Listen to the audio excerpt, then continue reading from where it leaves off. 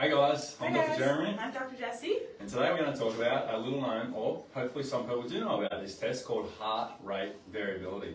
Heart rate variability, especially in recent times, has got hugely popular because we know that heart rate used to be something we could look at to determine how healthy we were. Heart rate variability is one of these new things that's been proven in science to be highly associated with lots of things like how long we're going to live for, cardiovascular risk factors, cancer risk factors. There's a whole list of things that heart rate variability has been associated with, even like autoimmune disease risk factors. So in essence, heart rate variability gives us a look at how healthy we are and if there's some predictive factors for bad stuff or good stuff happening to us in our future. So when we really talk holistic healthcare, heart rate variability is a wonderful, wonderful tool that we use to have a look at how you're heading for your overall health in life. Really good predictive values on heart rate variability.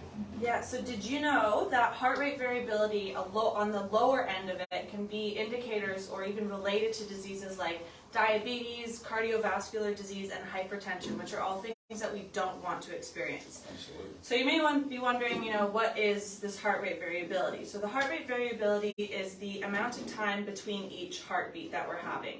So the lower end, we don't want that. We want things on the higher end. When things are on the lower end of that, that's when we start to have these symptoms like fight or flight, right? We are constantly on edge. We feel a little bit stressed all the time. Stress, yes, exactly right. So we know, I'm sure everyone has heard that stress can be indicators for all of these, chronic diseases that we've both mentioned previously. So what we do is we want to analyze how your heart rate variability is sitting, and hopefully use that in conjunction with our care that we provide to give you a better heart rate variability and decrease your risk of getting these diseases. Well, that's one way that we measure to see if you're actually improving in your health, by using heart rate variability.